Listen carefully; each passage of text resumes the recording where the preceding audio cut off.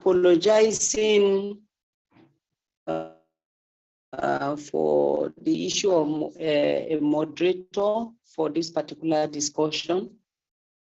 Initially, it was our secretary and she was bereaved. A lot of you saw the information we gave at the platform. You even extended some condolences to her. Her picture was captured, details was captured in the flyer. Unfortunately, she will not be able to moderate. And then we had the women leader from Kwara. And then at the dying minute, we discovered that there was a mix-up in the picture and information of the Kwara women leader. Well, we have already fixed today the time, the date. Contacting someone as an impromptu something probably would have caused us more problem. So I decided to take the moderation. I believe we are ready for this discussion, and I believe we'll do our best. I also believe that we are ready to move our society forward in whichever way is going to be positive. And that's why a lot of you have either KIV or sacrificed one thing or the other to be here in this particular discussion. To be honest with you, I want to say thank you, God bless you.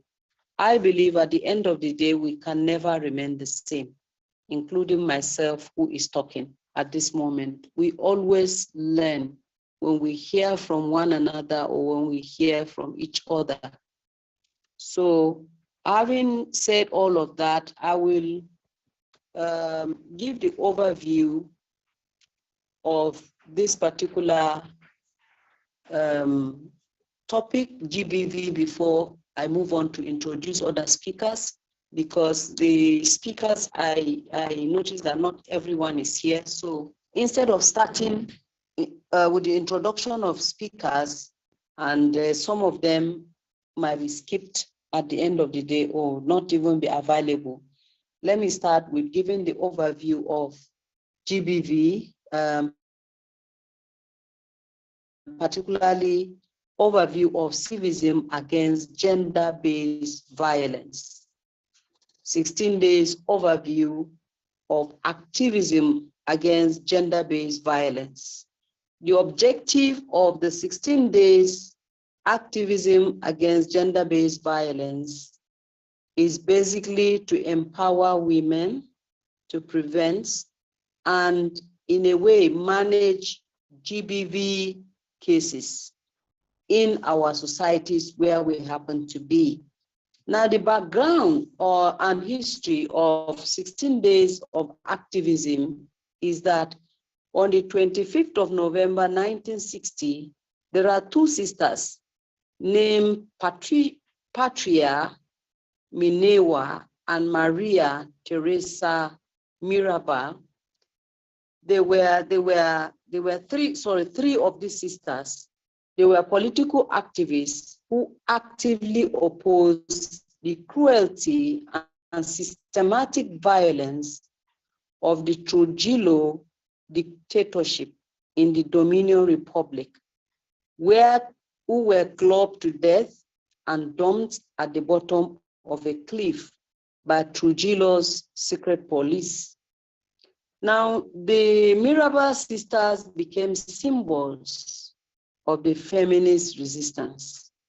In commemoration of their death, the 25th of November was declared International Day for the Elimination of Violence Against Women in Latin America in 1980. Now, activism started 16 days. Activists in particular, they started 16 days of activism at the inaugural Women's Global Leadership Institute in 1991. Now, this International Day was formally recognized by the United Nations in 1999. November 25th International Day for the Elimination of Violence Against Women, to December 10th being the Human Rights Day. That's tomorrow. Now the theme and focus for 2024, because each year has a theme and a focus. The theme for 2024 is Towards Beijing 30 plus 30. Towards Beijing plus 30.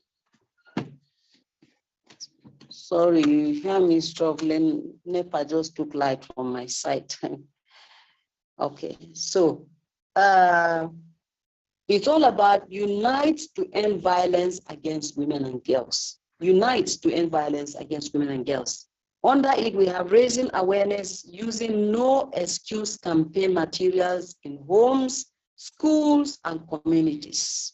Number 2, 16 days of activism over a unique opportunity to individuals, organizations, and government around the world to call for the prevention and elimination of violence against women and girls, both in private, public work, and online spaces. If you look carefully, you discover that people use color orange. This global campaign utilizes color orange to represent a brighter future, free from violence against women and girls.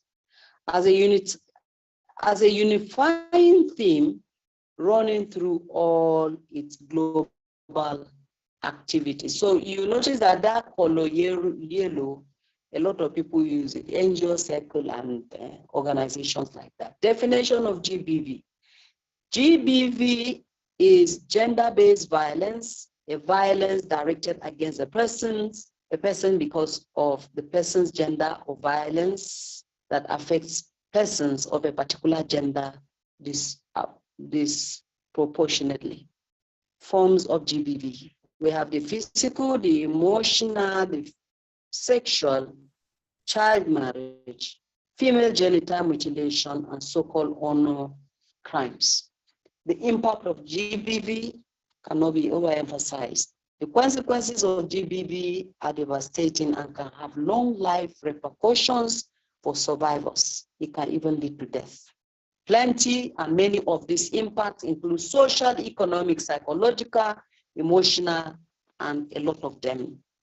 The call to action. 1, educate women, educate yourself on the root causes of violence, interrupt sexist and discriminatory languages, interrupt abuse, stop sexual harassment, stop victim blaming, stop rape culture, stop photos and messages that exploit women and girls. Get the messages out, understand and practice consent. Thank you so much. So that is the overview of GBV, GBV in general. I would want to take time to begin to introduce our speakers.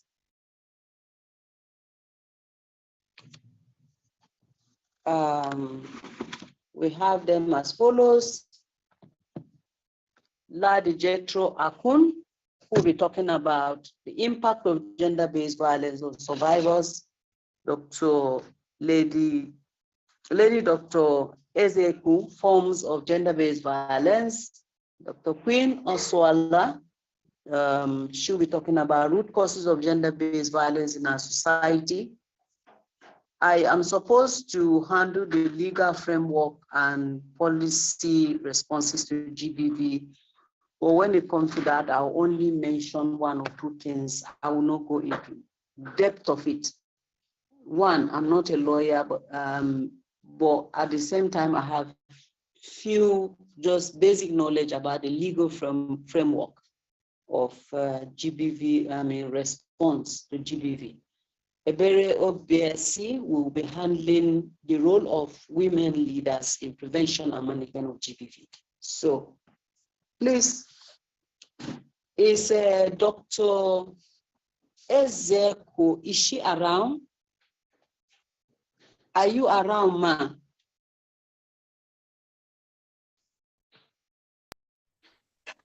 Is she around? Yes. Yes, okay, I ma. am. That is. All right. Can you hear me? You are welcome. Okay. Can you? Okay. Yes, And you everybody. are audible. You are audible. Okay. Yeah. Okay. Good Okay. evening, everyone. Yeah, Good evening, all everyone. right. Thank you, our Good able evening, ma. woman leader. Okay. So, I'm so happy to be. thank you, I'm so ma. happy to be I'll be here. reading our. Thank you, ma. Thank you, doctor. Okay. So I'll be reading Yes. very briefly the profile of our speakers. We have Mrs. Ebere Obiesi. She is a management trainer, CEO of Lesh. You pardon me if I make mistake. Leluka Limited, an oil and gas servicing firm in Nigeria and founder of Women Aspire Empowerment Initiative dedicated to empowering women and girls advocating for their rights and driving impactful campaigns, including ending gender-based violence among women and girls. We have Dr. Queen Ifoma Oswala. She is an enthusiastic, self-motivated, reliable, responsible, and hardworking person, a visionary leader devoted humanitarian, a passionate educator. She empowers communities through advocacy, education, and service. She's also a lecturer, and she inspires future generations to thrive positive change around her. In addition, she's a politician. She campaigns inclusive gender policies and sustainable development. Through her humanitarian work, she provides aid, support, and hope for those in need through cooperative society. She is committed to empowering others to reach their full potential, but passionate about creating positive change and more equitable future for all. Next is Dr. Ezeku Eukaria. She's from Anambra. She possesses BSc, MEds, PhD from different universities, a retired director in the local government service, an active politician and human rights activist, a member of many organizations, especially women groups. She runs other private enterprises, currently an active court assessor in the Anambra State Special Court, married with children, to God be the glory. Next is Mrs. Ladi Mercy Jetro Akun. She's a retired superintendent of police. She has BSc in accounting, a gender-based violence advisor, a counselor. She is a chartered forensic investigator and an intelligence officer. Last but not the least is myself, Dr. Priscilla MFSC, an experienced civil servant, NGO executive from Bauchi State. I hold a PhD degree in agricultural extension and management alongside other academic qualifications in sociology and education with 30 years of civil service experience and over 17 years in NGO leadership. I currently serve as the executive director of Priscilla Emefiele Women Foundation. We support women, youth, and children's rights through initiatives like microcredit, skill acquisition, and health activities. I have various administrative positions, including 2 terms as head of Department of Agriculture Extension and Management, and acted as the acting provost of Bauchi State College of Agriculture.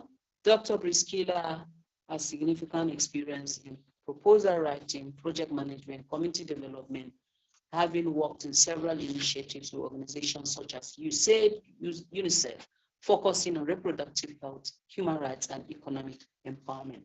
Thank you so much. So I will start by asking questions. We'll start with the form of GBV. That question goes to Dr. Ezeku. We'll start with you. Please, each speaker, you have maximum of 15. You have only 3 questions to answer, 5 minutes for each of the questions. Ma, can you tell us the most common forms of GBV in our community? Nigeria. Yes, thank you.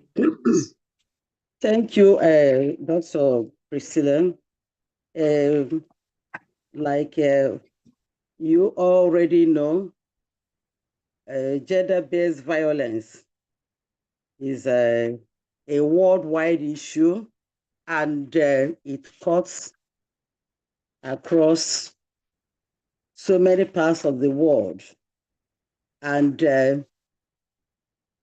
it comes in different forms, which can be classified into the following. It comes in physical forms, sexual forms, emotional, and socioeconomic forms. This violence can appear in these very areas, and I will take little time to talk on each and every one of them. As we all know, violence is violation of human rights. Anything that you can do to an individual that can cause, inflict injuries or pain on the person is regarded as violence. And then if it comes in the physical form, it comes with a form of inflicting physical injury on the person in question. And when we talk about this, violence, it is not only against women. It can also be violence against both men, women, and children. But most of its effect is on women. Most of its effect is on women because they bear the greatest part of the pains that is associated with this violence. And when this violence becomes physical, a lot of injury is meted on the person. It can come in form of hitting the person, destroying property, and any other harm on the individual. Then for want of time, I'll be taking them, just be measuring some of it. And this physical violence can occur in families and in the society. When it comes in form of domestic violence, it occurs in the family. And in such cases, it's on the women, whereby the woman can receive lots of blowing from the husband, kicking, bouncing, burning, grabbling, slapping, pulling hairs, and even to the extent of denying some medical attention. Then that is all about physical violence. When it comes into families, you see lots and lots of families that are into very much of abuses, whereby each day you see physical injury, blows on the face of the woman, on her body, and even damage to property. This is the aspect of physical violence. Then when it becomes socio-economic, one thing leads to the other. One thing leads to the other. And in such cases, maybe the woman is dependent on the husband. And due to the violence being meted on the woman, she can be denied access to her financial access. She can be denied access to financial upliftment. She can even be forbidden from, struggling to make ends meet. She can even be prevented by the husband to go out there into the society and make money. She can be withdrawn from even having education that will make her responsible, that will make her, achieve some success in the society. When somebody is denied of all this, not just because of anything, but because she is married to that person, it is violence. And then as well, the person can be subjected to some emotional torture. I've mentioned physical, I've mentioned socio-economic, and then there is that aspect of it that is emotional, whereby the woman is subjected to, that is, being relegated to the background, name calling, verbal abuse, and damaging of person's relationship with others, calling names, even damaging the relationship with even the children and some family members, and a lot of hate speech, making the person feel so stupid. When such is encountered in a family, it becomes violence. It's not really truly true love. And then again, are you saying okay? And then you have the greatest part of it, because I want which is to ask the next question. Okay, let me just round up with this one, which is very important. This one is sexual violence. Sexual violence, whereby somebody is subjected to intimidation and other forms of sexual acts outside that person's consent. Then it results into maybe rape and other sexual abuses and some other harmful practices. Thank you for now. All right. Well done. Thank you. We encourage every speaker to put on her video, her camera, so we can see your face. Okay. Your video stopped. Okay. All right. Thank you. Now I'll ask the second question, because as we were talking, I just reflected 2 days back. I made a comment concerning something, and someone was like, well, if you are in Oyibo land, they will say you are violating that person's right and you are kind of intimidating that person. I say, oh, we are here to talk about GBV, and I'm now somebody who is trying to even violate somebody's right. So they just laugh over it. GBV comes in many ways, actually. So your second question is, how do societal norms and traditions influence the prevalence of GBV, particularly in Africa, Nigeria, localize it?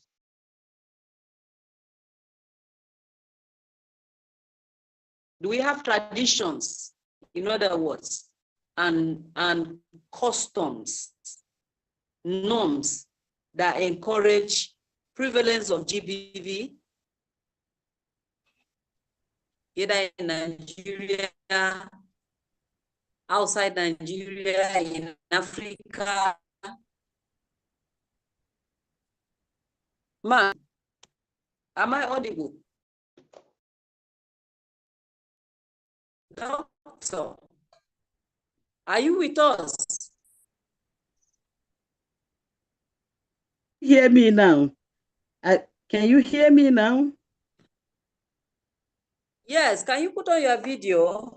Or you are not in the position to put on your video. With that earlier, and I'm figuring out how to fix it right now. And the more I continue to search for it. Can you see me?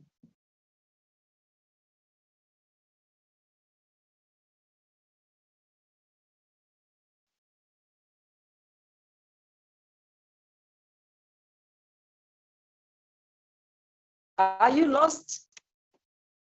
Hello, man. We're watching our time. I'm speaking, but you can maybe while looking for this video. Oh, just go ahead. Leave the video. When you sort it out, we will see your face. Go ahead. Keep speaking.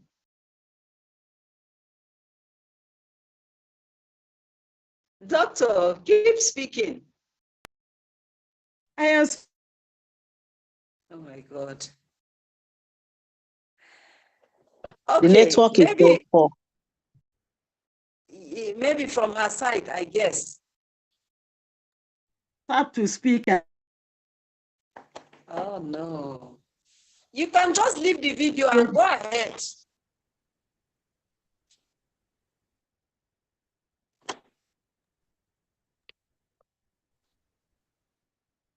Tap to speak.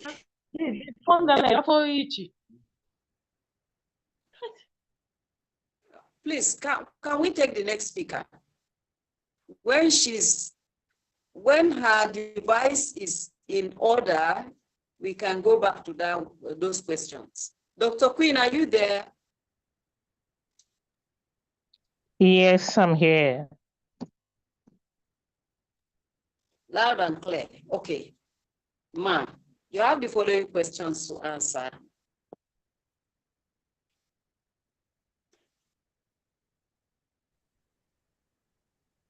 Now, how do norms and traditions contribute to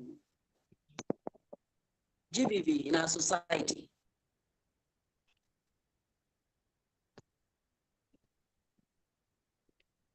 Okay, good evening all.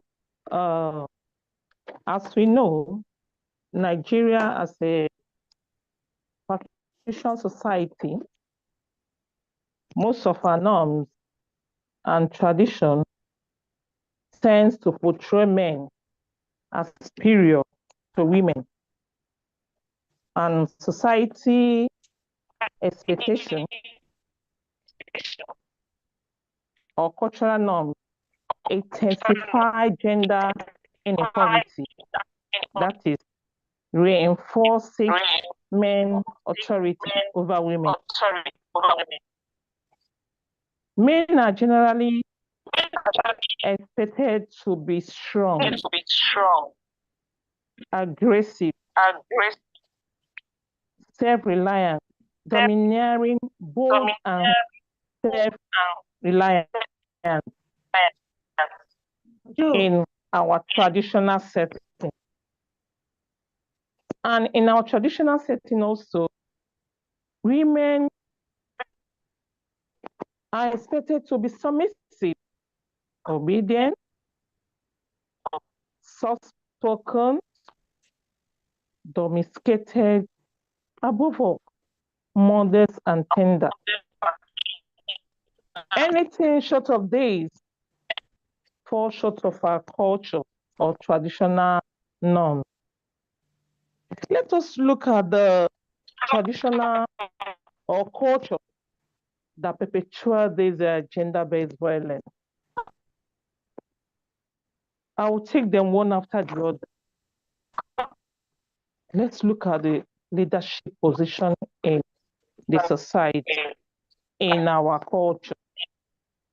Traditionally, men are given leadership position, whereas the women are excluded from any decision-making or role, be it at the church or in the traditional setting or even in the politics. Men are supposed to be at the top. Traditionally, our people don't see women as having that idea to lead. that is making the women to be what?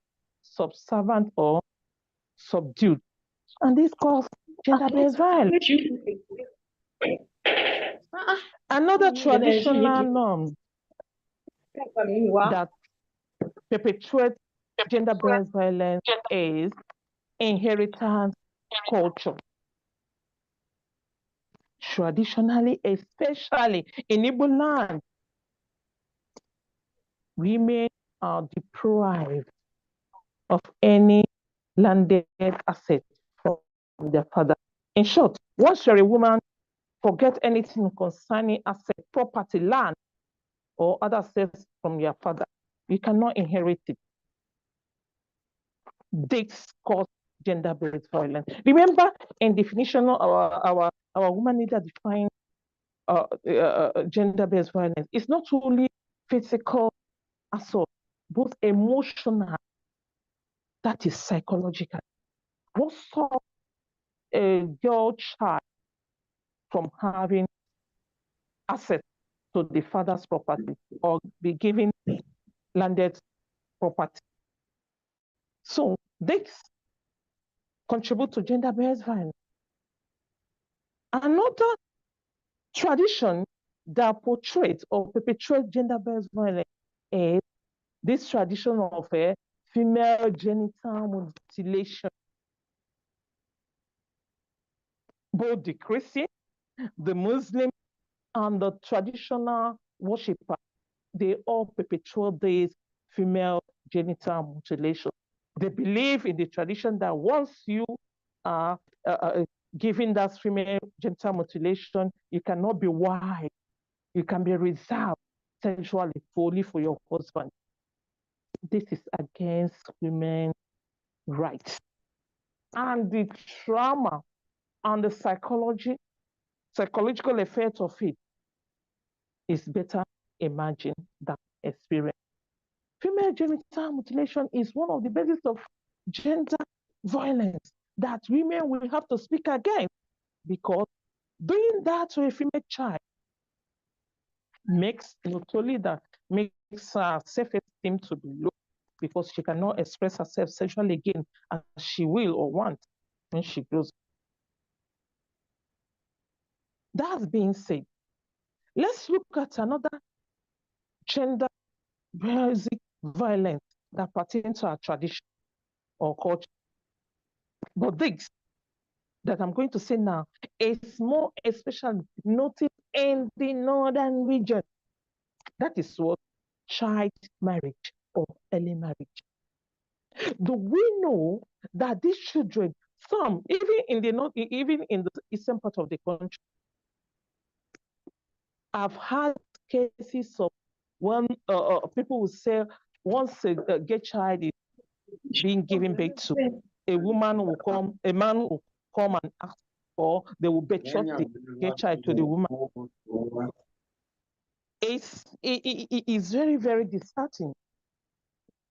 So, and to worsen the part, this early child marriage or betrothing this child makes them to face a lot of diseases, not only in pregnancy, early child pregnancy, death, because they have not yet known their left from their right to take care of themselves, talk more of taking care of the unborn baby. So this can lead to early death to this female child. These are the causes of tradition that we need to jettison that causes gender-based violence. Not to talk of when we talk about widowhood practices. This is another culture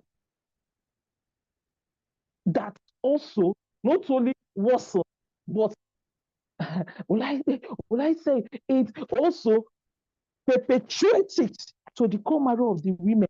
This one concerns me more because in the widowhood practice, it is believed that a man, even after a month or 2 or 3 of the child or of the wife death, you will see friends, even family members telling him to look for another, or even on the day of the burial, we see some women making signs to the man. But for the woman,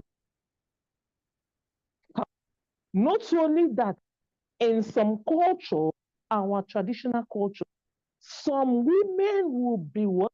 Chased out from their husband property. Tradition.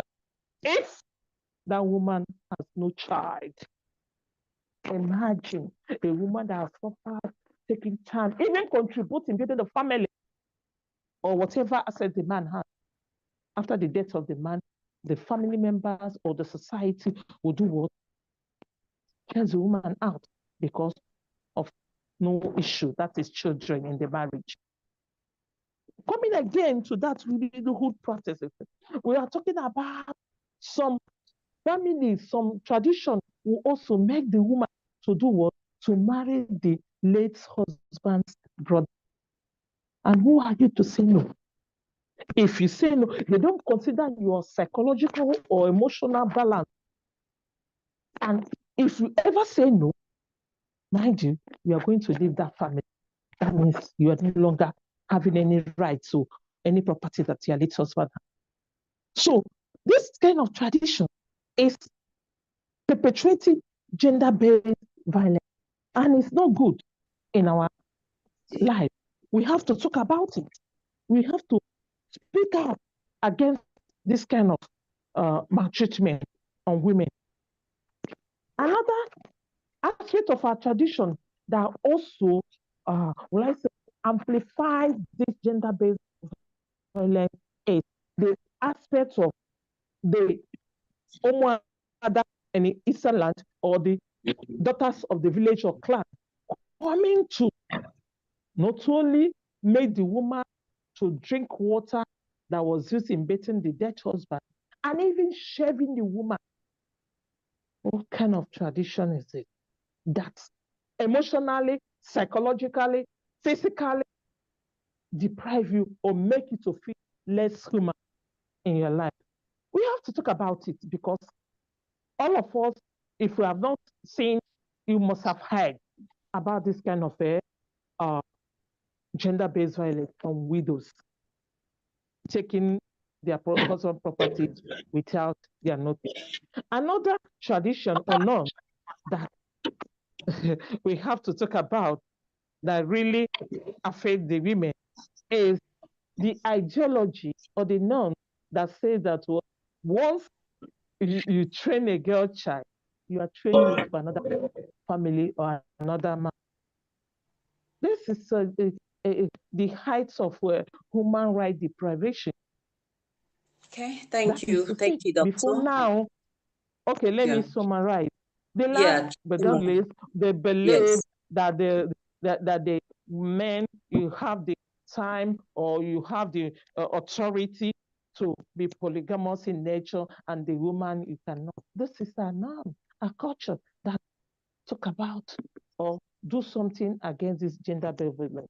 Okay, I'll summarize and say that what in totality, our Nigerian culture, so to speak, do really have the tradition and culture or even religion that believe that society or partial life of the woman is in the hands of the husband, and the husband can use it as a property to beat, to throw away, or to do as he likes because he has a will.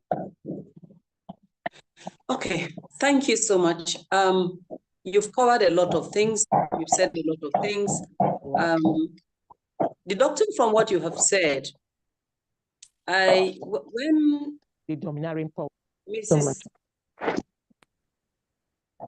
when Mrs. Ebere will be addressing the issue of the role of women in prevention and management of GBV, I'm sure she will be able to, she will touch one or two areas where you have mentioned. You know, women, we have a lot of work to do because women are custodians of culture. We are the custodians of culture. When it comes to enforcing these things, the culture of our society, it is the women that will tell another woman, you are supposed to shave your hair. You're supposed to do like this. It is the women that will influence their husbands to go and collect property of a man that has died from the hands of another woman who is a widow. Let me not enter into that topic. Mrs. Ebere will definitely do justice to that particular topic. Now, how does economic dependency influence GBV in our society? Dr. Queen.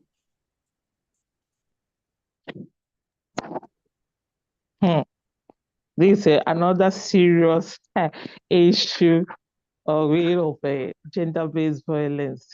Really, economic dependency leads to economic violence. And economic violence is any act or behavior that can cause economic harm to an individual.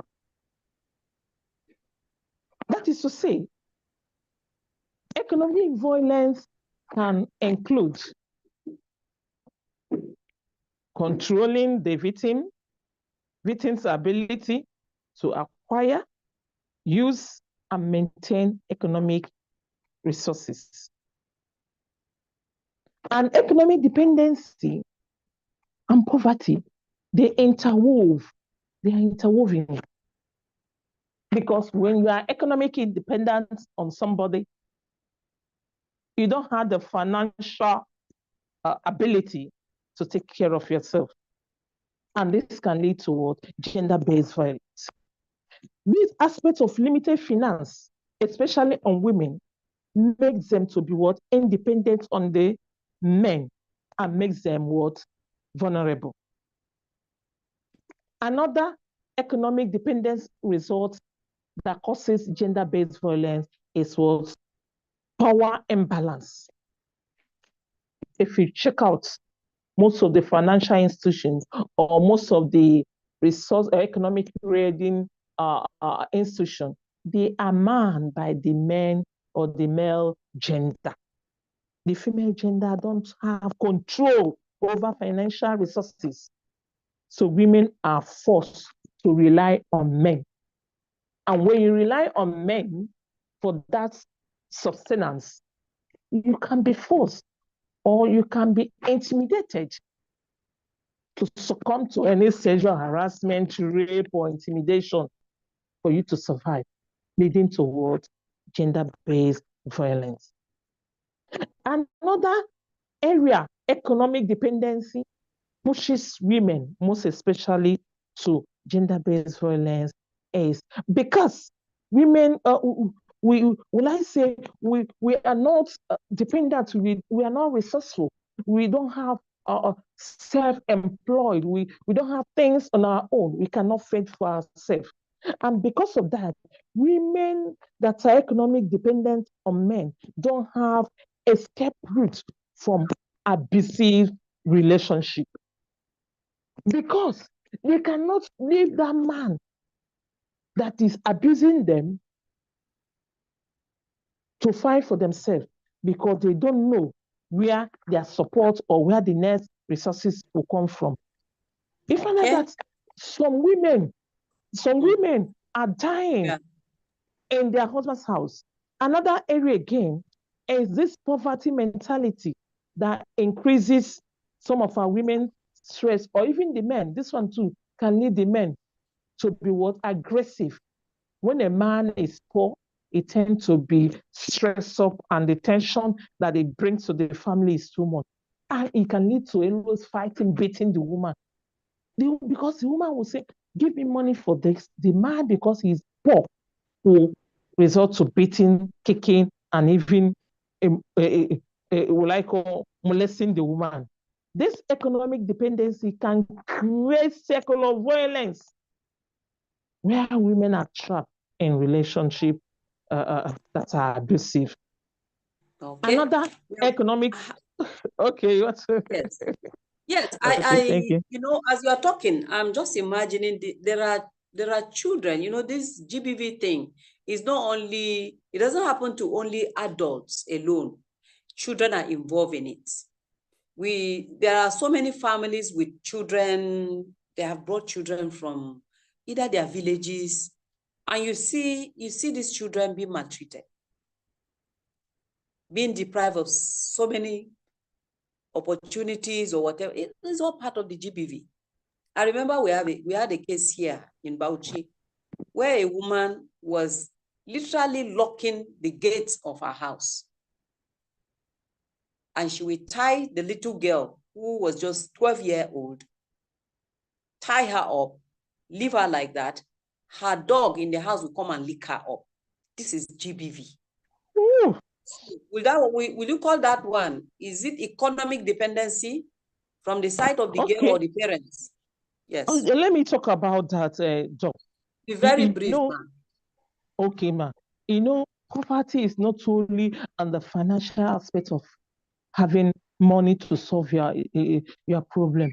Poverty of mentality, that is education deprivation.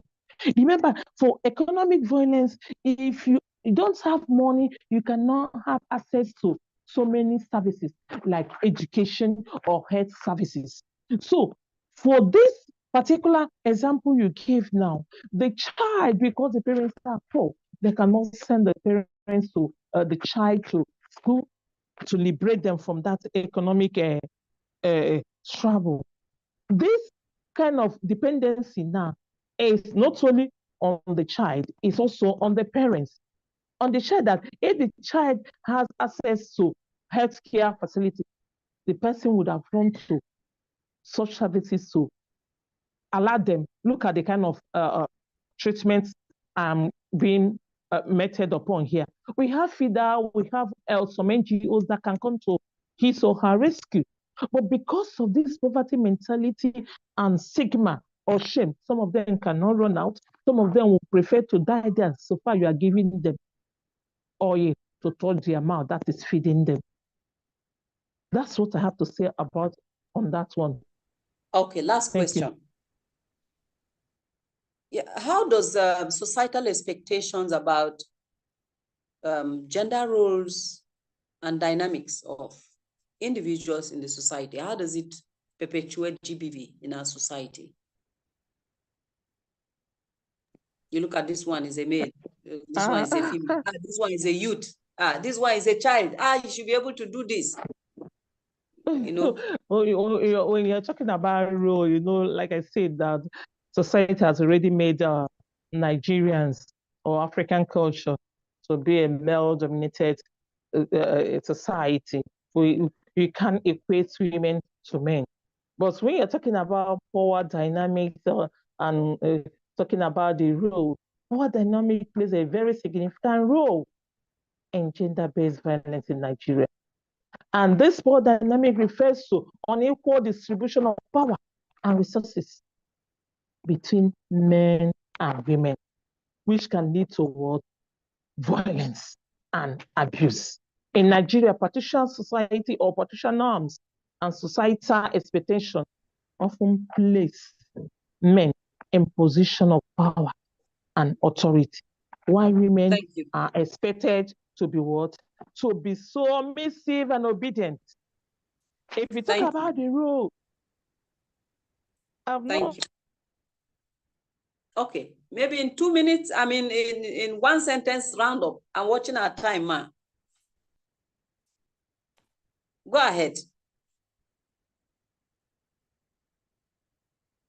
Go ahead, doctor. Sorry, I never knew that I muted myself. I was talking before now. Sorry.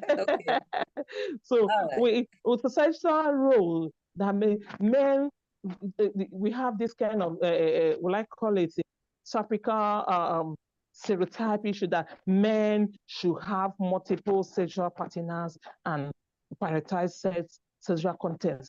So as a woman, you are supposed to be under one man, but men should go about having different women at their disposal. And again, this mentality of our social norm that men should show their superiority or should maintain their order and custom by showing, what I call it, their superiority about their family or themselves, where women is very, very harmful. Another harmful social norm that men have is being aggressive and violent. some of them uses it to resolve issue, but it's not good. They tend to show aggression when it comes to conflict resolution and then to demonstrate their strength on the women. It is not good. Though that the expectation of the society traditionally that the women should be submissive and nurturing and care and domesticated, while the men should be dominant, should be what look into. Because nowadays, those are men that travel abroad, they go there and cook, even take care of the old women in those abroad or diaspora. But when they come in here, they say no, women should go to the kitchen, they should be what? The men. So another societal expectation is this aspect that men should have authority and control. Your time, doctor. Okay. Thank you. Generally. Yeah, thank you. Thank you so much. We appreciate. Yes, I was just imagining, this power dynamics stuff. We've had a lot of women who are now abusing their husbands emotionally. They're suffocating them. They make them feel less of human beings. Basically because they're the ones who are more like the breadwinners. God has blessed them. They are feeding the man, or they are paid more than the man. So they misuse the opportunity. We have a lot of these kind of cases. So without taking too much of our time, we will move on to the next speaker, who is Ladi. She'll be talking about the impact of GBV. The impact of GBV. Is Madam Ladi around? Please, ma, our speaker. Am Okay. Okay, Good evening, everyone. Good evening, ma. We're watching our time. The first question goes like this. What are the common psychological effects of GBV on survivors, and how can mental health support systems address these challenges? Thank you, our moderator. Sexual gender-based violence refers not only to women, but also to men, as you have mentioned. It is a combination of male and female who are either molested in one way or the other. I want us to know that molestation comes in many forms. It can be that man is molested, or a woman is molested, or a girl child is molested. And some of these abuses, just as our previous speakers have talked about, comes in many ways. But I specifically want to talk about issue of children that are being molested, and who are the people that are molested them, and what effects it have on them. I want us to know that the effects of molesting children, what do I mean by molesting children? Maybe a man, a grown-up man, fingering a girl, or fingering even boys. And at the end of the day, he creates where he's supposed not to touch in that girl's body, he touch, and the girl develop some itching, or develop some infections. So you can see that at a very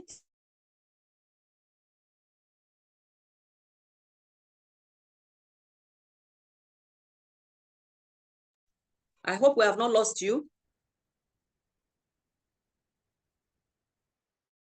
tender age.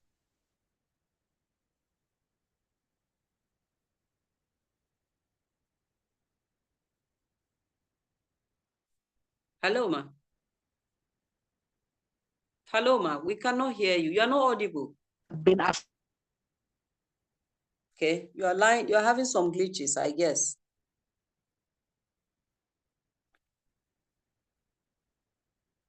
This is interesting. Hello, ma. You are not audible.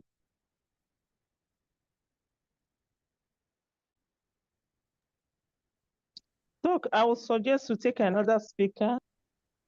Yeah, that's what I want to do at this moment, but I want to be sure we're doing the right thing.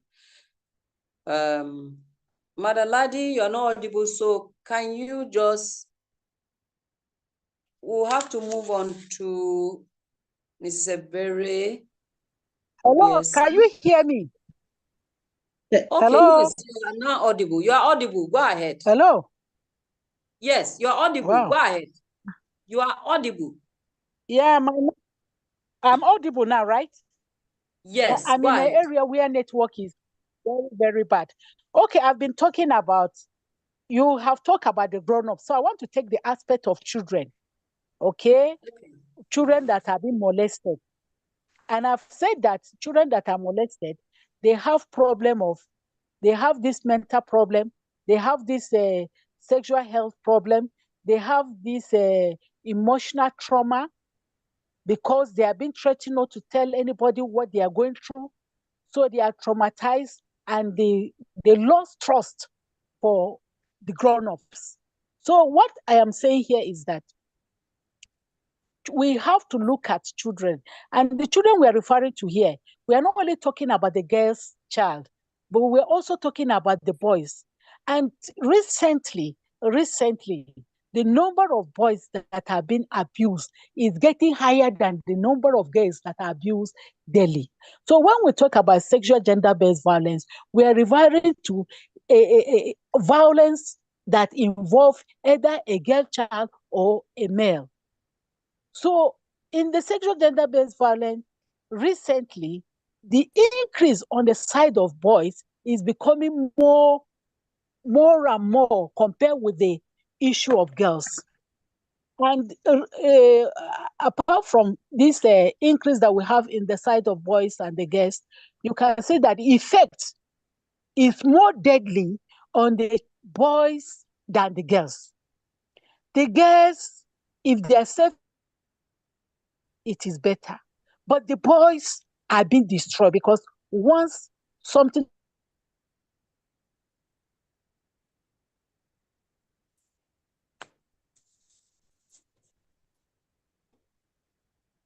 Okay.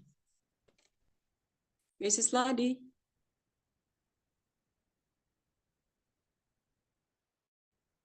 Okay. Please, can one or two people say,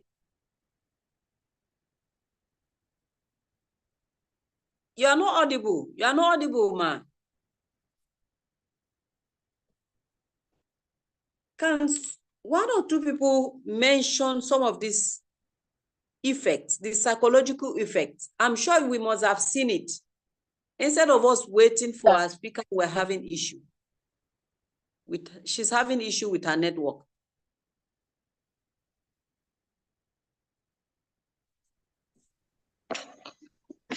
Hello? You are audible now. Do you want to continue? Hello? Do you want to continue? It's not yet the speaker. You said somebody could say something. Okay. I want to be sure that the speaker. That's okay. Just introduce yourself and say, please. Let's do that. We don't have to wait for her. My name is Priye, Evangelist Priye. I preside over an NGO called the Child Rescue International from 1991. We work with children. I wanted to continue from the beautiful work she was doing. She was very correct about what she said with children.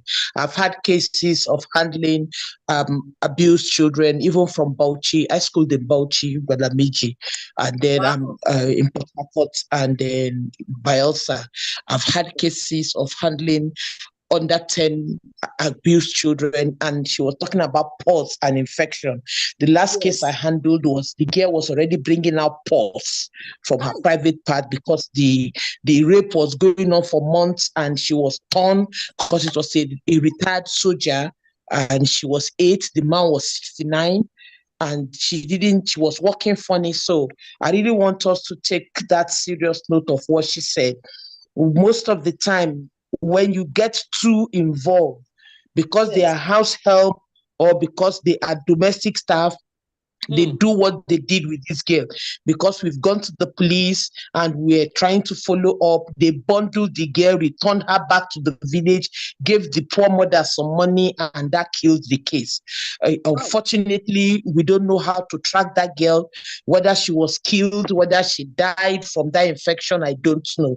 We had another case, we were able to take it through to the court, and we won victory for the girl. So what she's saying is very true. Under 10, under 6, babies even, you have caregivers, male caregivers, scooping over the children when they cry, inserting their penis in the children's mouth, and the hungry children suck as if it's on their bottles. It's so nauseating. So please, let's take seriously. We hear more about the physical scar. I thank God for the other lady. The emotional scar are deeper and they are worse than the physical scar. You see, over time, some of these children become trauma bonded to the aggressors and to the perpetrators. Maybe because they need them for school fee, maybe because they need them for something. They need them for a particular survival provision. For that reason, they stay with these perpetrators, making it look as if that is how the world is. They grow up already becoming used to having to transact themselves. So the effect is very, very deep and broad. They transact themselves, they sell themselves, thinking that is the only way to get something where you need it. So I thank God for what you're doing. Maybe next time, if I may, it's so deep and your resource persons are so well versed. We might take few topics, cover them deeply, than take many and have to rush. Thank you so much. God bless you. Thanks so much for this wonderful contribution. I'll make it open. The next question is, how does GBV affect economic empowerment and independence of survivors, particularly women and girls? It's an open question now, so we can just trash it. Anybody can make contribution. Please, ma, come again, ma. How does GBV affect the economic empowerment and independence of survivors? You know, even the last speaker that just spoke now, she mentioned the issue of the economic dependence of survivors. Yes, you know very well that when we talk about economy, we talk about finance. And once you are not employed, once you don't have a job, once you are not salary earner, you are what? Dependent on somebody. And that person can turn into, what I call it, a sexual tool or anything the person wants. So far, the person gives him money. So this gender-based violence is more especially on women when it comes to economic dependency. Because some women, like we just say, have already concluded that, yes, I will use my body to get what I want. They now turn themselves to what? To sexual property or sexual means of getting money. It is wrong, because not only that, after effect of this kind of exchange of your body for money or financing or for what I call it job opportunity, after effect of it or trauma of it is very, very regrettable. So it is bad, and we that are women of COPDEM, we have to speak against it. Go on the social media or on the internet or on the tele. Thank you. CNN Thank you. on anywhere to talk about it. Thank you. Thank you. Now, what's the long-term impact, the long-term effect of GBV on the survivors? We are talking about, okay, this thing happened and all that. I know the previous speaker mentioned the issue of she actually doesn't know what really happened to the, that girl that had pus and all that. You can imagine, is it that she died? And then what about others that survived? What really happened to them? What are some of these long-term effects? It's important we mention them, right? Long time May I? effect. Okay, can I come in? Can I come in? That's okay. Yes. Okay, good evening, everyone. This is Mr. BSC here, Berry. The long-term effect of gender-based violence, it's quite enormous. If we some of us follow the story of the woman that came from Canada with the family, the husband and the daughter, 9-year-old, we saw that on the internet, right? Yes. Where they were captured by bandits, or you call them herdsmen or whatever, but they were badly treated, raped. The woman said that she was raped repeatedly. The daughter was raped, even the husband. And this woman left with that psychological trauma, emotional trauma. She even placed a curse on the country and said that they don't even want their corpses to come back to Nigeria for whatever reason. They just went back to Canada, and you could see that mental torture. So these things come with mental torture. When a girl child, even a boy, it's abused sexually or emotionally, the more you abuse people, the more they lose their self-esteem, and they can become radicalized. They can start thinking the other way negatively. And oftentimes these people, they won't behave normal like you and I. They can also have other biological, no, not health issues, such as you see people having two identities. They call it, or is it alter ego, where somebody is something now, tomorrow, the next minute is becoming another. It's because of the way the person's head has been messed up.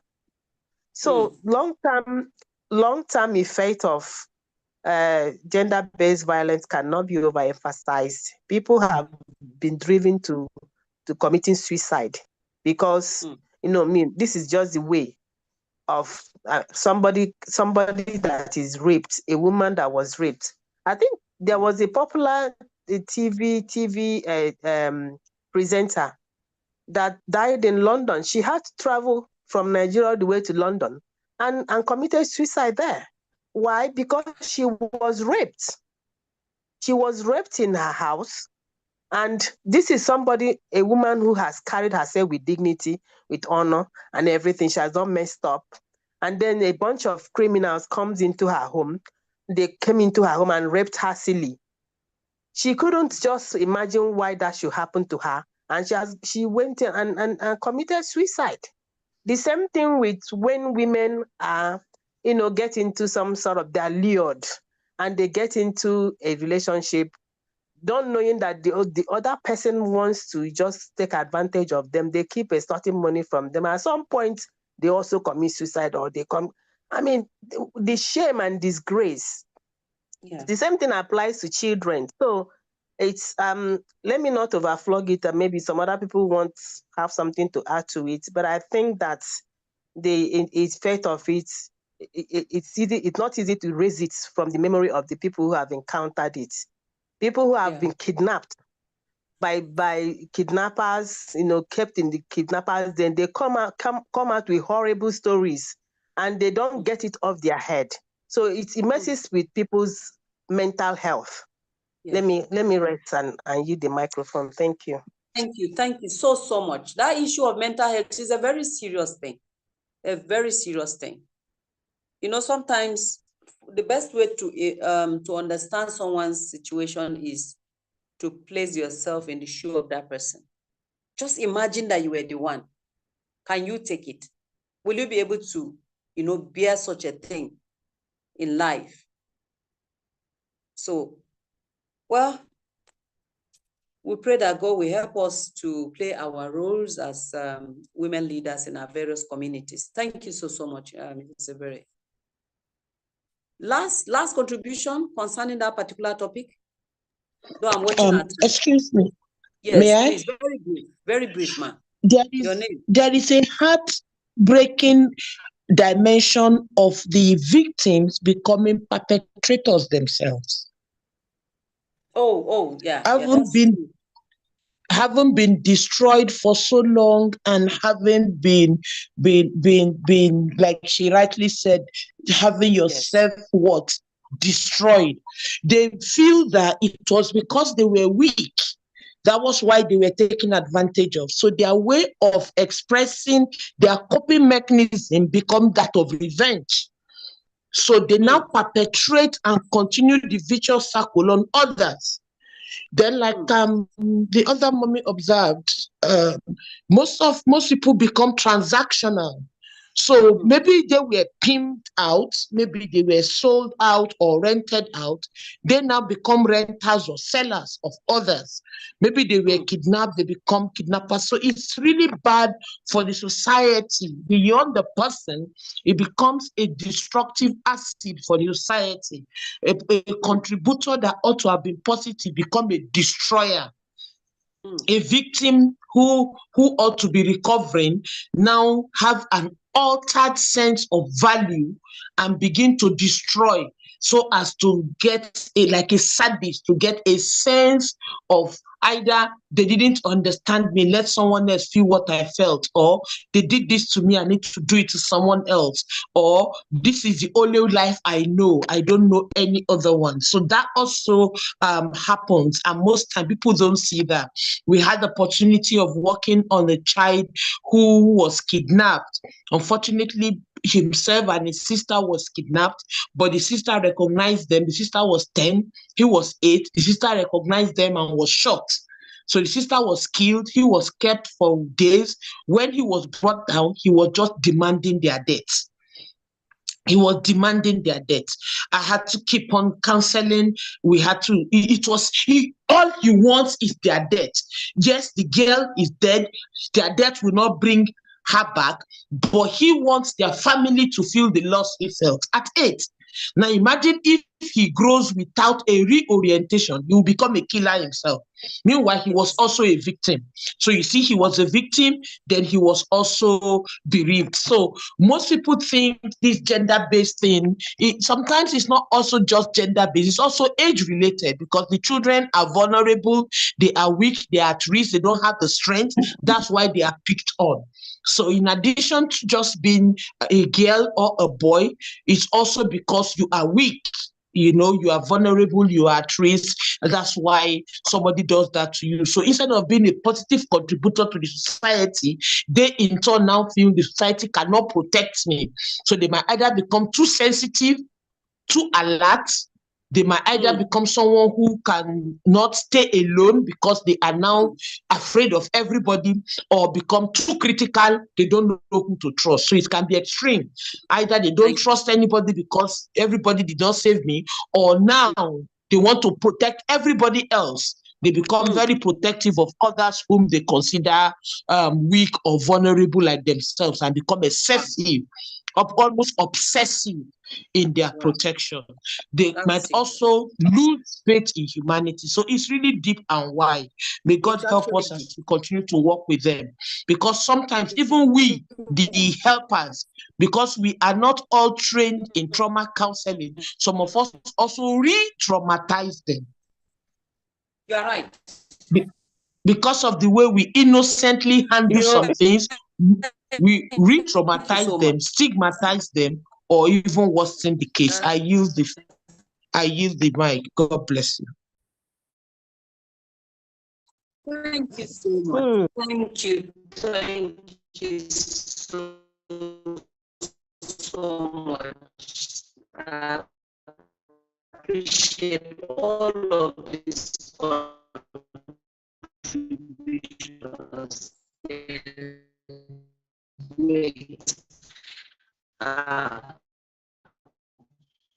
Very touching.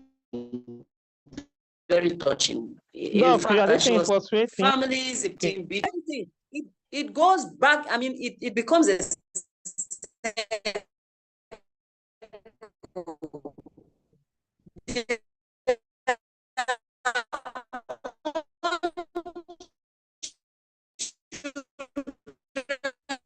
I think your network is so your bad. network is bad. Your network is really Priscilla, bad. your network is really bad. Maybe we can now open up for question while she comes back. Her network is so bad. What time we will have to move forward? Am I more audible now? Yes, ma. Yes, ma. Yes, Yes, ma. yeah.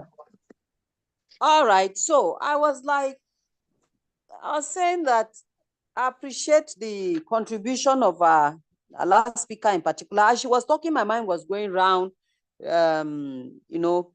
families, how families live, the violence that take place within families, the kind of either physical, emotional things, that children see around them. And then it becomes a circle. The children do the same thing to their own spouses and do the same thing to housemates, servants, that kind of a thing. So it becomes a circle stuff. Well, she has prayed a prayer. May God help us. Now, I will call on the next speaker, Ms. Ebere, to talk on the role of women leaders in prevention and management of GBV. We have a big role to play in advocacy,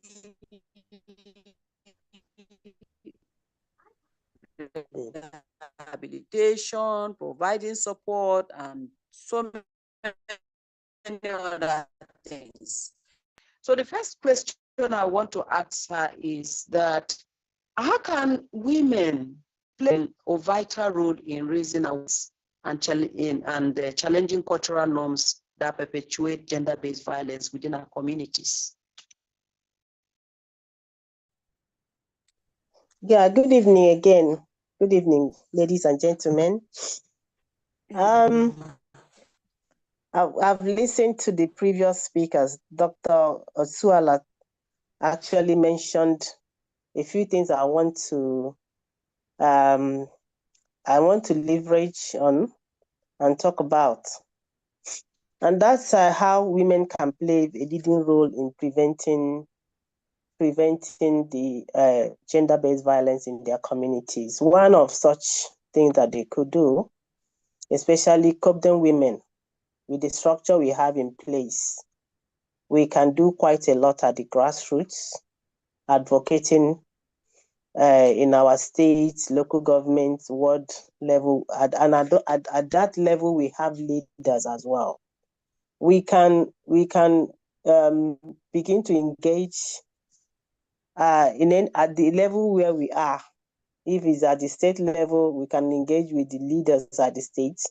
We can engage with community heads. We can engage with fellow women leaders and collaborate with them to speak about this menace. We can talk to them in our meetings. We can also organize town hall meetings, special meetings, just as we are talking now, because the more you talk, especially for us Christians, the Bible says that that faith cometh by hearing and hearing by the word of God.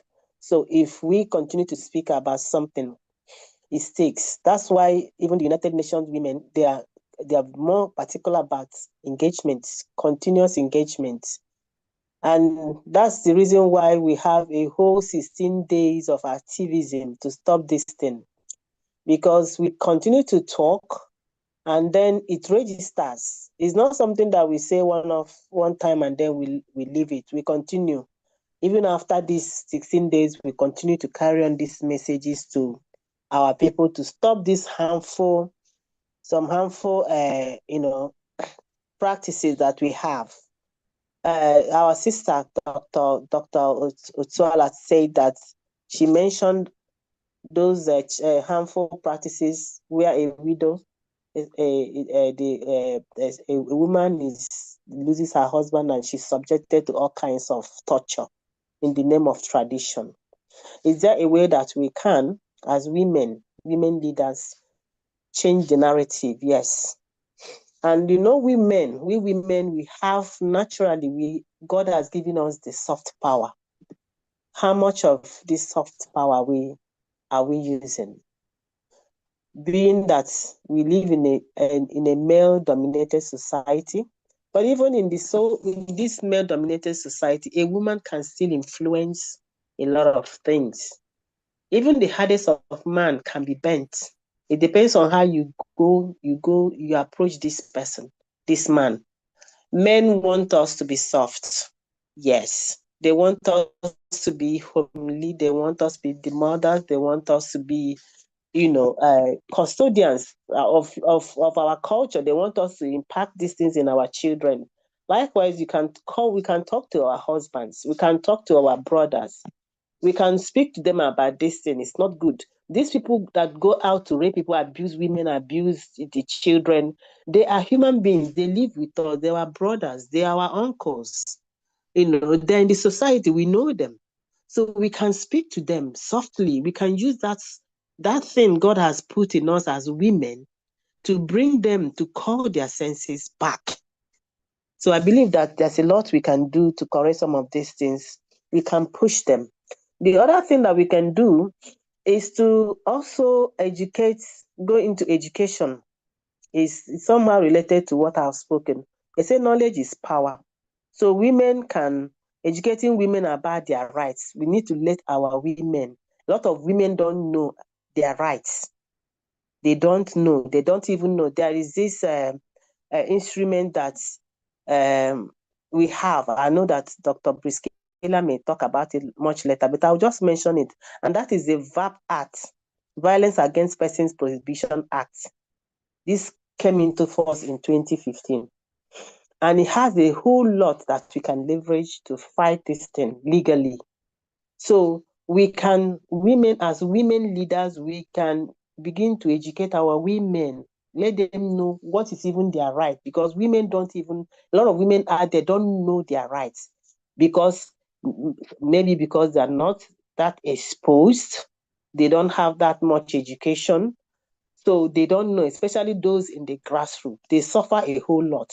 So if we can take this message to them, educate them on what they should know, what is their right, how that also will inform the way they also relate with their husbands. Now, I'm not an advocate of women equality. I mean, it's gender equality per se. What I advocate as an individual, this is really personal to me, is equity. And what that means is that you treat everybody, treat me the way you want to be treated. Even though we live in a patriarchal society where the man is seen as, the alpha and omega in the family. Yes, that is their right. That is the culture. But then the man should also know that the woman or the children, they are human beings. So we have to, treat each other equally. So let us carry this education to our men, to the women, equal treatment, fair treatment. Don't go outright to, so we can engage them in sort of maybe organize some training for them, symposiums at the local level, at the grassroots, our various communities. Even we can also leverage our village meetings. Now we are this Christmas, some of us will be going home to have one meeting or the other. If you have the opportunity as a woman leader, you get up, you speak to the women, you can chip some of these things, put this kind of subject on the table for people to discuss. It's an issue that needs to be talked about. And then you never know what will come up with. A whole lot of ideas could come up on how we can begin to tackle this thing at the family unit even. So the other thing is promoting positive masculinity, engaging men and boys as allies in this GBV prevention is very, very important. We must make them understand. Our men, we need to let them know, make them our allies. Let them even be, because I see that there are a lot of men out there, they actually feel for the women. They are gender sensitive. They advocate for women. A lot of men are out there advocating for how to, not to treat the woman badly. So I think that we can, bring these people together. I mean, our men, so that they can be the ones that even go ahead and promote it among themselves. Talk to those ones that keep their shoulders like this. There are some men that you can't bend them, but when a woman is talking to them, they don't listen. But their fellow men will talk to them and they will listen. So if we identify such people in our society around us, we can use them as agents to calm some of this toxic behavior in our communities. We can also partner with civil society and the government. Women can be at the forefront of pushing this through some NGOs. We can collaborate with other NGOs as women leaders. Now, in COPDEM women, we can collaborate with other women also already pushing for this. We know that the legal association they have, is it FIDA? They're already doing quite a lot. Can we also collaborate with bodies like that and then to fight this menace? I think we can do that. Thank you. Let me hear your next question. Thank you so much. Thank you so much, Ma. You have gone in depth. You even touched on the management aspect of GBV as a COPDEM environment in our societies, in our states and all that. Yeah, the rehabilitation issue is what has been ringing in my mind. Rehabilitation for survivors of GBV. Is there any way we can kind of provide some kind of rehabilitation at our own level? Hello, ma. Hello. Okay. Yes. Sorry, I didn't know my microphone was muted. Yes, we can. We can. Create spaces, creating safe spaces for women. As COPDEM women, we can do that at the world and local government level. COPDEM women can help establish safe places where survivors of GBV can access counseling, legal aid. What does it take? Is for us to, have a plan on how such places can be set up and run. We have a lot of us we have professionals among us who can come in to volunteer one way or the other, to make that happen. But the thing is the will for us to do that. Is it something that we can achieve? Yes, we can achieve that. We can also go into empowering them economically. Financial dependency, like we know, is a major reason. We've said that over and over, that many reasons why women endure abusive relationships. So COPDEM women can actually champion initiatives that provide women with vocational training and access to micro loans, and enabling them to rebuild their lives. Yes. Because if somebody was abused, because they don't have, the economic power, if you empower them, that person, the person's self-worth, sense of self-worth will be, will gear up.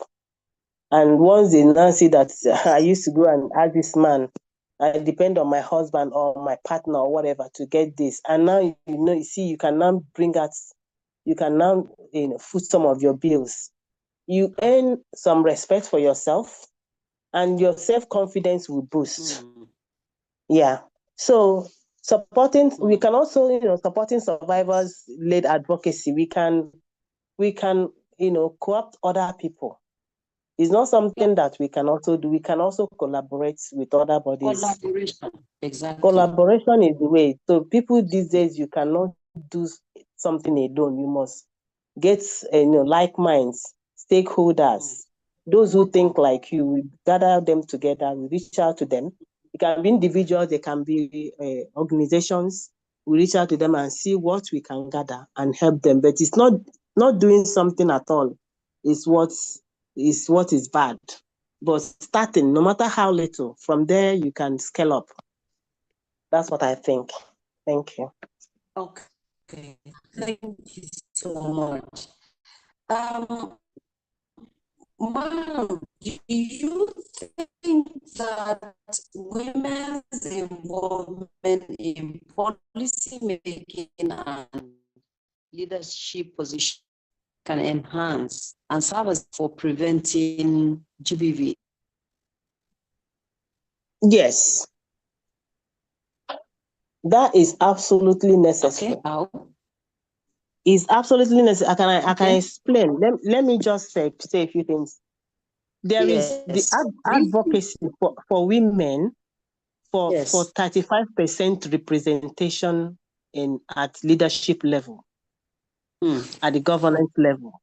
I don't even think that in this 10th Senate, for instance, the 10th National Assembly, that we have up to 10% representation of women. And if women are not there to represent us, how would we talk about our issues? If we don't speak about our issues, who will speak for us? So that is where the challenge, that is the lacuna. If we need more women to be there to speak our mind, women who are accessible, Pauline Tallinn, sorry, the previous woman, the minister, yes. Yeah, so she did quite a lot. She was really outgoing. She was the one that helped to push the domestication of VAP across the states. I think up to 34 states, including the FCT where it started. So if we have women that are pushful like that, a lot of women that represent, even if you have up to 20% representation, we will be able to talk about the, strategize and talk about and push for policy change that will stop this menace. Oh, yeah, that's cool. Thank you so much. As you were talking, I was just reflecting over so many cases that we have in Bauchi here. Almost every week in the media, radio, you hear them talking about incest taboo, a father sleeping with his daughter, raping the daughter, an uncle, all those. These are all examples of GBV cases upon cases. And I thank God that in Bauchi State, the First Lady is, in fact, we have a hierarchical order. Any GBV case in the state, the office of the First Lady is on top, is the highest. And then it goes down, we have the technical departments where they handle various things, like that. Everything is organized. Everything is properly organized. I'm reflecting over what Mrs. Ebere just said now. Women being in position, they have a very serious role to play. Any woman in a leadership position has a serious role to play. Any woman in a position to influence policies positively, she has a very big role to play in preventing GBV or managing GBV cases. I know our First Lady in Bauchi, she's helped a lot of survivors, a lot of them. Is it rehabilitation? Is it sorting out cases and all that? So we really need a lot of women to be influential, to be in leadership positions and be in places where they can influence policies for the good of other women. So thank you so much, ma'am. Let me, in the next 2-3 minutes, I will just talk about in summary, there are policies on ground. I'm not a legal practitioner, but I know a lot of these policies on ground that protect survivors of GBV. Child marriage is very common in the North. I think Dr. Queen mentioned that it's very common in the North. A place like Bauchi State is so common in the northern part of the state, very common. In fact, we have a center in Nazareth where fistula, vagina, fistula, what do you call it now? Vagina, fistula, this thing is a center where all these cases of girls that married so early, underage girls married, and their kidneys have been destroyed. They can no longer urinate. They put catheter for them to pee. Some of them, they are operating. A lot of cases in the northern Azare in particular. We have an entire center there. It's even sponsored with money from abroad. Plenty cases there.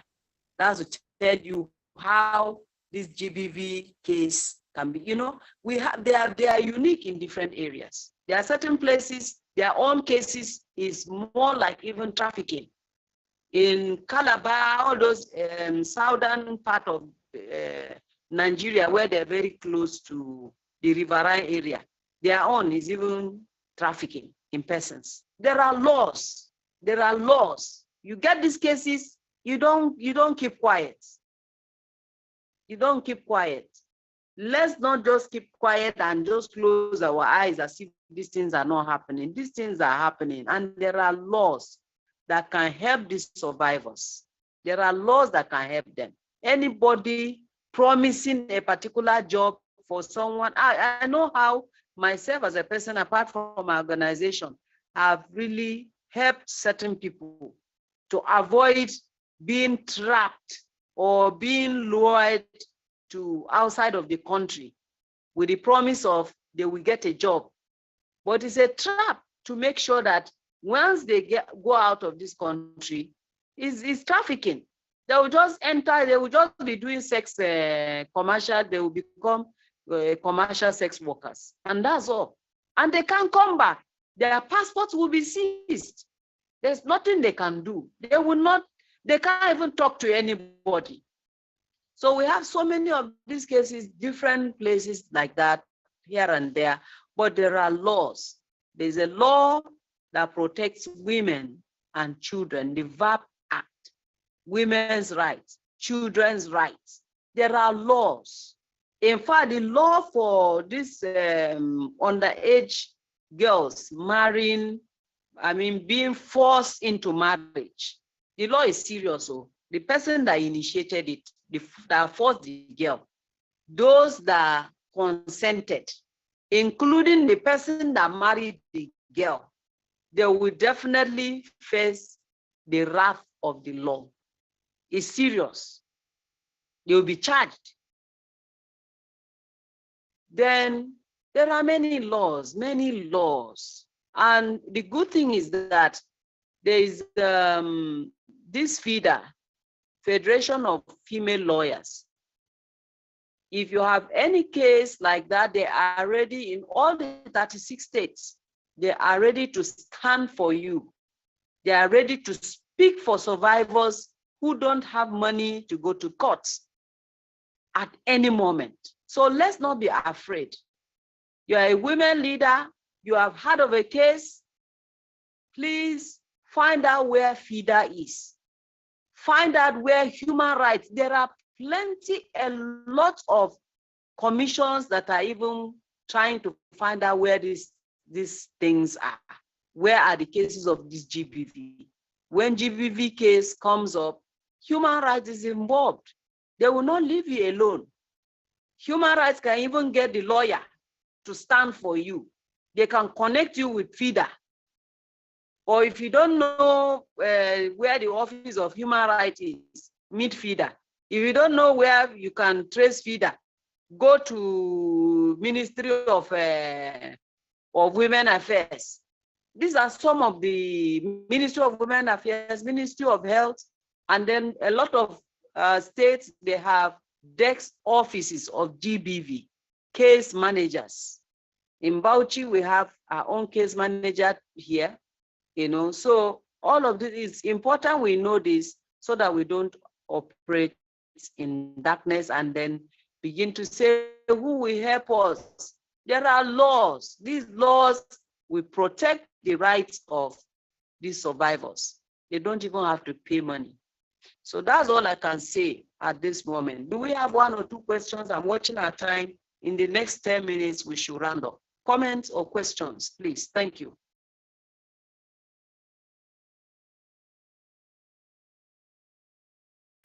Comments or questions? Okay, yes. May I? Go ahead. I thank God for what you said about the job. There is also a new trick now. You know, the beautiful build of teenage girls and the layer of publicity. The new trick is modeling. They lie to them about being given a modeling contract. Okay. And they traffic them, they rape them, they use them for ritual, because they give them an address to come to, so it looks like a willing walk into a slaughter. Wow. One of the cases we were privileged to know about.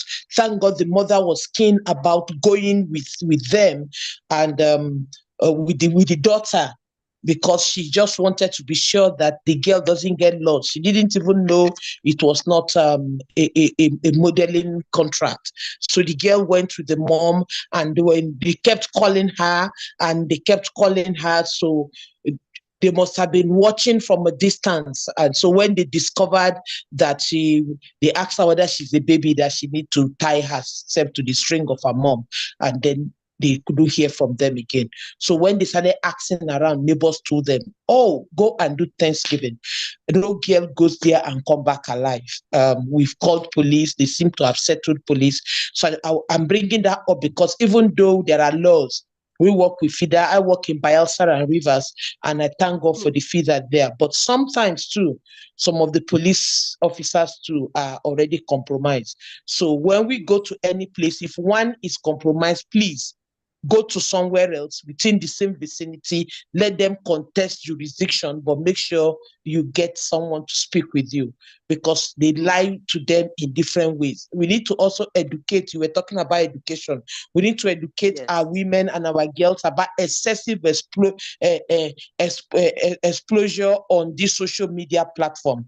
Many of them are kidnapped. Many of them are sold. Many of them are killed because of their exposure on social media. As we educate as women leaders, let's inform them. They're exposing themselves. They are making themselves vulnerable by posting too much, saying too much, and disclosing too much. Excessive information. People go search them out, stalk them, kidnap them, kill them, rape them, or sell them off. So as we work with them, let's begin to sensitize people. Also, you remember this beautiful singer, the worship singer, she was quiet. So just the same way we have excessive exposure, some too are excessively quiet. They keep quiet, they endure until they become cops. Thank you so much, Ma, for the idea of this meeting. God bless you all. I yield the mic. Thank you so much. Thank you so much for that wonderful contribution. Guys, we get plenty work to do. Yeah, plenty work. COPDEM women. Can I add something? We are ready. Okay, yes. Go ahead. Somebody want to say something. Go ahead, please.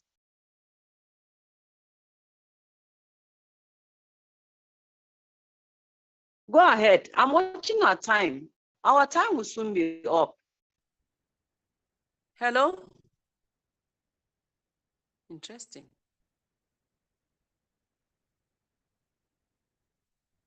Okay. Have we lost the person that wanted to say something? Any other person that want to say something? Comment or question? Last, very last one. Am I audible? Loud and clear. Okay. Comment or question?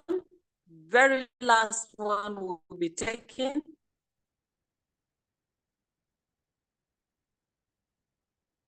Okay. So nothing. Somebody's hand is up. No Hello, somebody's hand is up.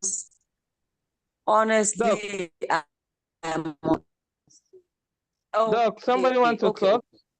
Please go ahead, ma'am. Go ahead, last, yes. Good evening, everybody. This is Let her Obodecha. go ahead. Go ahead, madam. Good evening, madams. Okay, go ahead, madam. I just want to appreciate Go you people ahead. for Good this evening. eye-opening.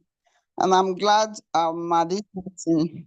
I'm glad at this meeting I've really learned a lot with which I will work, because there are so many women here that are languishing, either they're in their husband's house or they're being molested outside, but they don't have any voice to speak for them. But with this that COPDEM women are doing, with this enlightenment you've given to us this night now, I'll have a front with which I'll be able to communicate with people, knowing that if anybody is able to speak out, there's a body that is ready to help them. I just want to say thank you so much. God bless you, madam. Thanks so much. Thank you so much. I would personally also want to appreciate Ms. Zeberi for mentioning something while she was talking about the prevention and management stuff. We are about to go to our various villages, some of us, either for holiday, Christmas celebration, or whatever. Honestly, it's an opportunity for us to use like 1, 2, 3 minutes to just say something about women's rights, educating them about GBV, 1 or 2 things. In line with whatever we have discussed. You don't have to spell it out saying GBV, but there's a way you can, God can always give you wisdom in how to drop a particular message. And if we're able to do that, we'll achieve a lot. By 2025, we would have covered a lot of things. At this moment, I want to say thank you to each and every speaker that contributed. You've done wonderfully well. Dr. Ezeku, Dr. Queen, Mrs. Ebere, Mrs. Ladi, thank you so much for your contribution. And thank you for everyone that has been present from the beginning of this particular discussion to the end. Thank you for all the contributors. Thank you for those that didn't say anything. They listened to the end, they stayed to the end. I am so, so happy. God bless you and keep us together. And I pray that next time when we're having a discussion like this, is going to be greater and greater with greater impact. Thank you so much. Can we have a closing prayer by any volunteer, please? Okay, let me do that. Okay, your A name, closing prayer. Dr. Queen Ifoma Usuala. Thank you. In the name of the Father, and of the Son, and of the Holy Spirit. Ancient of Days, we thank you. We appreciate you for this opportunity to talk about gender-based violence. Daddy, we've done our bit. Give us that strength. Give us that enablement to be the voice of the voiceless, and then to protect when we are in need, to protect people that rely and depend on us for this kind of violence behavior. Daddy, as we are going to depart from here, we're not departing from your presence. We ask that your presence be with us as we sleep and wake up to glorify your holy name. This and many more we ask through Christ our Lord. Amen. In the name of the Father, and of the Son, and of the Holy Spirit. Amen. Amen. Thank you. Good night. Good night, everyone. Good night. Good night. Thank you all. Thank you. My capacity woman leader.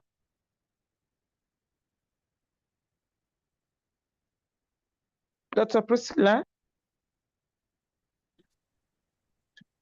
Good night, everyone. Dr. Payne, good night. My brother Alpha Polo, you are here. You didn't ask question. It's a women affair, so I didn't want to interject. No, it's not. Gender is about male and female. It's not a woman affair. Oh, brother, it's been nice listening to you all. Next time. Dr. Swala, is it over now? Yes, Mr. Kevin, it's over. Thank you so much. Thank you. Oh, Alpha Polo,